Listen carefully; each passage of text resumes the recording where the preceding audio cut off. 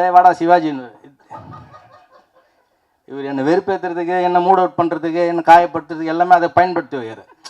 அவர் எப்போல்லாம் டைம் இருக்குது அப்போல்லாம் வாடா சிவாஜின்னு வேறு. இந்த பேர் ஒரே டேக்கில் ஓகே பண்ணும், ஒன்றெல்லாம் வச்சு எவனும் எடுக்க மாட்டான், நான் தான் எடுக்கிறேன்.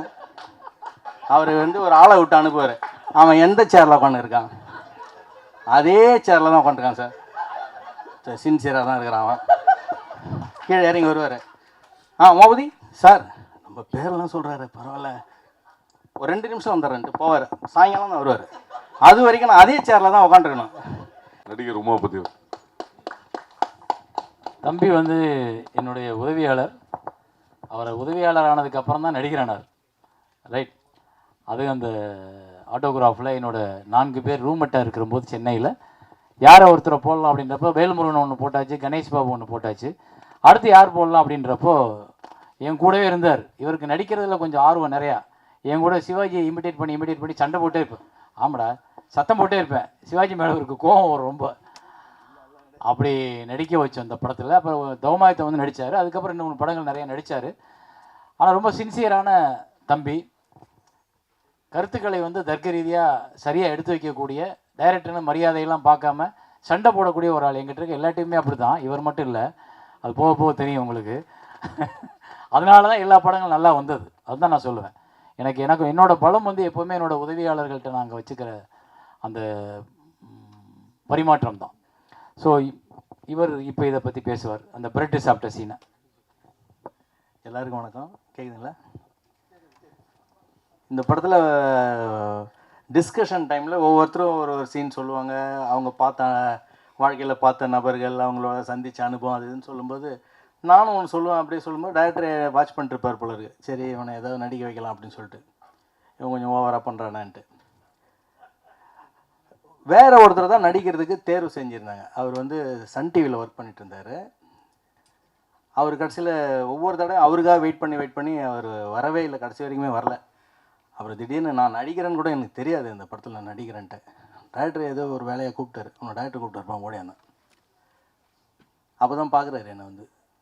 நீ இப்போ அந்த சட்டையை போட்டணுன்ட்டு காஸ்டியூமர் கூப்பிட்டு சட்டையை கொடுத்தாங்க, போட்டு வந்தேன். எனக்கு தெரியாது எதுக்கு இந்த சட்டை கொடுக்குறாங்கன்ட்டுலாம். நான் பண்ண எதுக்கு இப்போ சட்டை மாத்துறேன்னு. நீ போய் காட்டு. டைரக்டர்கிட்ட காட்டுறான் சட்டையை போட்டுக்கிட்டேன். சார் இந்த சட்டையை போட்டேன் சார். நான் அங்கே உட்காருன்ட்டு. உட்காரா? ஐயோ இன்னும் அது இங்கே உட்காந்துறேன். துவாரநாத் என்னோடய ஃப்ரெண்டு, அவன் கேமரா வேணேன். தள்ளி உட்காருங்க. அங்கே இவர்கிட்ட போனீங்கன்னா தள்ளி உட்காரத்துக்கு ஒரு 1/2 நாள் ஆகிடும். தள்ளி உட்காரு, அங்கே உட்காரு, இங்கே உட்காரு, மேலே ஏறி கீழே இறங்க, அங்கே இறங்கி இங்கே இறங்கி, இதே படம் லேட்டாகும். அப்போ நான் ஒரு மணி உட்காந்துட்டு அட்ஜஸ்ட் பண்ணி, அது அந்த அந்த மதிலே இப்படி ஒரு மதில், எவனும் உட்காரக்கூடாதுன்ற மதில்.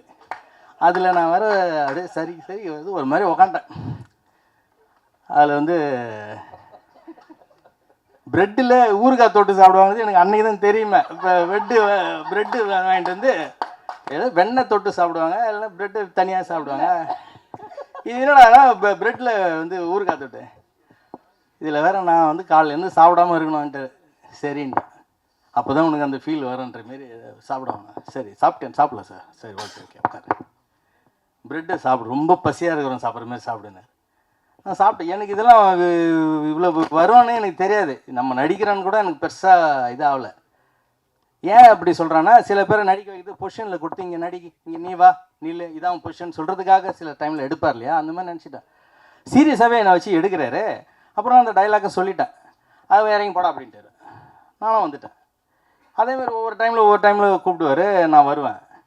ஆனால் இது படத்தில் வந்த பிற்பாடு எனக்கு ரொம்ப ஒரு சந்தோஷமாயிடுச்சு. நம்ம முகத்தை நம்ம கண்ணாடியில் பார்ப்போம், ஆனால் படத்தில் பார்ப்போமா, பார்க்க மாட்டோம்ல. படத்துலேயே வரோம் அப்படின்ற மாதிரி ஆயிடுச்சு. டே வாடா சிவாஜின்னு. இவர் என்னை வெறுப்பேற்றுறதுக்கு, என்னை மூட் அவுட் பண்ணுறதுக்கு, என்னை காயப்படுத்துறதுக்கு எல்லாமே அதை பயன்படுத்தி வைக்கிறார். அவர் எப்போல்லாம் டைம் இருக்குது அப்போல்லாம் வாடா சிவாஜின்னு வேறு. இந்த பேர் ஒரே டேக்கில் ஓகே பண்ணும், ஒன்றெல்லாம் வச்சு எவனும் எடுக்க மாட்டான், நான் தான் எடுக்கிறேன்.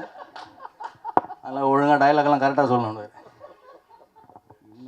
இதுன்ட்டு நான் அது மாதிரி தான் டிஸ்கஷன் டைமில் ரொம்ப சுதந்திரம் கொடுப்பாரு. நான் ரொம்ப ஆப்போசிட்டாக பேசும்போது கூட அதை கேட்டுக்குவார்.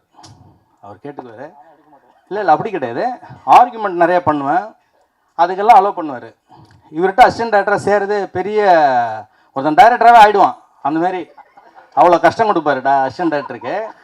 இப்போ நல்லா இனிமேல் எல்லாரும் பேசுவாங்க, ஒரு படம் வெற்றி அடைஞ்ச உடனே டைரக்டரை பற்றி சொல்லும்போது அவர் மாதிரி ஒரு டைரக்டர் கிடையாதுங்க அதான் சொல்லுவாங்க. அப்படிலாம் கிடையாது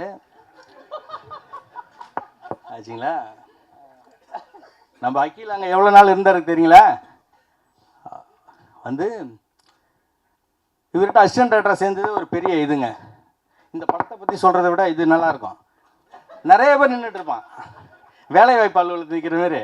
இதை மீறி நம்ம எப்படிடா உள்ளே போகிறதுனா அங்கே தாய்மானம் இருப்பாப்புல வந்தோடனே மேலே இருக்கிற மீசையை கீழே கடிச்சிட்டே பார்ப்பான். அப்படி பார்த்துட்டு யாருக்குமே வேலை கொடுக்கான்ற மாதிரி முடிவுலே உள்ளே போயிடுவான். அப்போ நான் இவர்கிட்ட சேர்றதுக்கு என்னோடய நண்பர் கிருஷ்ணா டாவின்சி குமுதத்தில் இருந்தார். அவர் தான் ஒரு லெட்டர் கொடுத்தாரு, நீ போய் சேரணும் பாரு அப்படி. நான் போய் இது மாதிரி சொன்னேன், சார் கிருஷ்ணா டாவின்சி லெட்டர் கொடுத்தேன் அப்படின்னு நடந்து போயிட்டே இருக்கார். 2 பாயிண்டில் கை விட்டு டேரக்டர் போயிட்டே இருக்கு. அவரை பார்த்தது எனக்கு பெரிய விஷயமா இருக்கு, நம்ப முடியல எனக்கு. இவரை பார்க்குறோம், இவர் நம்ம பேசுகிறோம் அப்படின்ட்டுலாம். அப்புறம் மேலே வர சொன்னார். மேலே வந்தோடனே என்னை சேர்த்துக்கிற ஐடியாலே இல்லைன்ற மாதிரியே பேசுகிறார் 1/2 மணி நேரம். யாரையுமே சேர்த்துக்கிற ஐடியா இல்லை, நான் படமே எடுக்கலை. சினிமாவில் இருக்கிறவனே எல்லாம் வெளியூருக்கு போகிறான், கிராமத்துக்கு போயிட்டு விவசாயம் ஆரம்பிக்கிறான். நானும் அப்படி தான் பண்ண போகிறேன். என்னடா இவர் விவசாயம் ஆரம்பிக்க போகிறாரா, என்ன சொல்கிறாரு இவருன்ற மாதிரி எனக்கு ரொம்ப ஆச்சரியமாச்சு. விரும்பி நம்ம வந்துருக்கு கடைசியில் நம்ம சரி விட்டு ட்ரை பண்ணுறது வேஸ்ட்டு போல் இருக்கு அப்படின்னு. அப்புறம் இவன் சீரியஸாக இருக்கிறானான்னு பார்த்து வெயிட் பண்ண வைப்பார். காலைல வந்தோன்னா நைட் வரைக்கும் அங்கே தான் உட்காந்துருக்கணும். அவர் வந்து ஒரு ஆளை விட்டு அனுப்புவார். அவன் எந்த சேரில் உட்காந்துருக்கான் அதே சேரில் தான் உட்காந்துருக்கான் சார். சின்சியராக தான் இருக்கிறான் அவன். கீழே இறங்கி வருவார். மோபதி சார் நம்ம பேரெல்லாம் சொல்கிறாரு, பரவாயில்ல, ஒரு 2 நிமிஷம் வந்துடுறேன்ட்டு போவார். சாயங்காலம் தான் வருவார். அது வரைக்கும் நான் அதே சேரில் தான் உட்காந்துருக்கணும். இது மாதிரியான பல டார்ச்சர்லாம் இருந்துச்சாங்க. அப்புறம் வந்து நான் உங்களை வந்து ஒரு நண்பர் வந்து லெட்டர் கொடுத்தாருலாம் உங்களை வெஸ்டன்ட்டு வேலைக்கு வச்சுக்க முடியாது. ஏன்னா ஒரு எம்எல்ஏ ஒரு எம்பி எல்லாருமே ஒரு லெட்டர் கொடுத்து அனுப்பிட்டே தான் இருக்கிறாங்க. எல்லாருமே வேலைக்கு வச்சுட்டு 100 பேர் இருப்பான் அந்த ஆஃபீஸில். 100 பேர் வேலை வச்சு சினிமாவில் என்ன வேலை செய்ய முடியும்? உங்களுக்கு என்ன தெரியுமோ அதை வச்சு தான் நான் வேலையே கொடுக்க முடியும். அப்பாடா ஆயிடுச்சு. சரி நீங்கள் எதாவது எழுதுங்க அப்படின்னாரு. அப்போ நான் ஒரு கதை ஒன்று எழுதி கொண்டு போய் கொடுத்தேன். அப்போ கதை எழுதி கொடுத்தோன்னே அந்த கதை பிடிச்சிடுச்சு சாருக்கு, ரொம்ப பிடிச்சிடுச்சு. படித்து முடிச்சுட்டு கீழே வந்தார். சாப்பிட்டீங்களா? நான் சாப்பிடல சார்ண்ணே. அதே சேரில் உட்காந்துருந்தான்னு செக் பண்ணிட்டாரு. வாங்க சாப்பிடுங்கன்னு நான் போய் சாப்பிட்டேன். அவர் கூட தான் சாப்பிட்டேன். அவர் கூட சாப்பிட்டோன்னே தெரிஞ்சிடுச்சு, சரி நீங்கள் சேர்ந்துட்டோம் போல இருக்குது சார்கிட்ட, சூப்பர் தான் அப்படின்னு நினச்சிட்டேன். உங்களை வந்து இன்னொரு டெஸ்ட் இருக்குது. என்ன சார் இன்னொரு டெஸ்ட்டா? ஒரு கதை சொல்ல முடியுமா உங்களுக்கு? கதை சொல்கிறேன் சார், சொல்லுங்கன்னாரு. அப்போ நான் ஒரு கதை சொன்னேன். அலெக்சை தஸ்டோ எழுதின ருஷ்ய இயல்புன்னு ஒரு கதை. அந்த கதையை சொன்ன உடனே டாக்டர் ரொம்ப டிஸ்டர்ப் ஆகிட்டார். அப்படியே அவர் கொஞ்ச நேரம் பேசலை. கதை முடிஞ்சோடனே அவரும் பேசலை, நானும் பேசலை. என்னடா இது, நம்மளை சேர்த்துக்க மாட்டா தெரியல, இது வேறு 2 இவ்வளோ நேரம் கேப் விட்றாருன்ற மாதிரிச்சு. அப்புறம் ஒரு வழியாக சேர்த்துக்கிட்டார். சரி உமாபதி நீங்கள் உள்ளே போங்க அப்படின்னு. எனக்கு முத கை கொடுத்து வா நண்பா அப்படின்னு சொன்னது பாண்டியன் தான். அவனை நான் பார்க்கும்போது கீழே போய் சைக்கிளை நிறுத்திட்டு பார்ப்பேன். பார்த்தா அங்கே ஒரு சின்ன ஒரு முற்றம் மாதிரி இருக்குது, அந்த ஒரு சின்ன ஒரு இது பால்கனி, அதில் நின்று இருப்பாப்புல. டாக்டர் உள்ளே தான் இருக்கார் வாங்கணும். தாய்மனை கீழே முறைப்போம். என்னடா இதுன்ட்டு நான் பாண்டியன் அன்னைக்கு அண்ணாந்து பார்த்தேன். இன்றைக்கும் நான் அண்ணாந்து பார்க்குற மாதிரி தான் இருக்கிறான். டைரக்டரோட நிறைய வாக்குவாதம், சண்டை, சச்சரவு. நடுவில் அவர்கிட்ட சண்டை போட்டலாம் வெளியே வந்துடுவோம். அவர்கிட்ட சண்டை போடாமல் யாரும் இருக்க முடியாது, அதுதான் உண்மை. அவரும் யார்ட்டையும் சண்டை போடாமல் இருக்க மாட்டார்.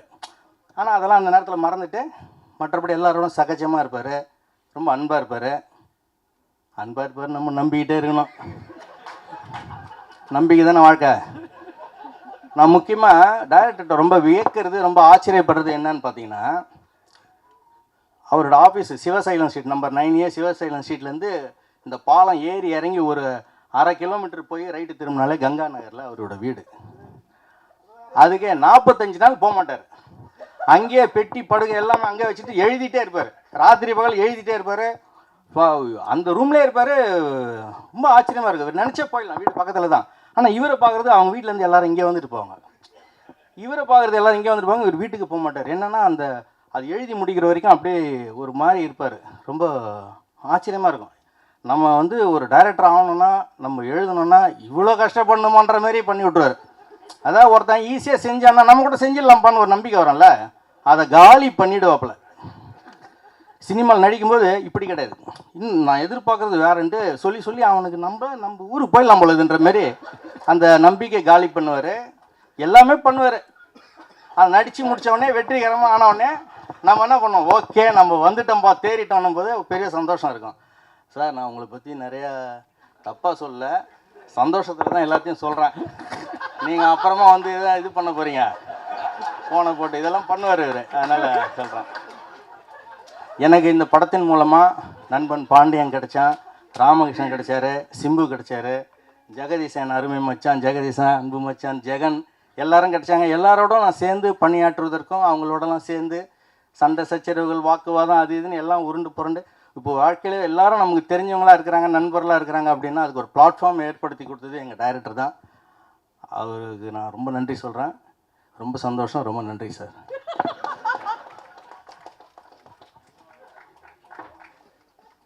நன்றி. அடுத்ததாக திரு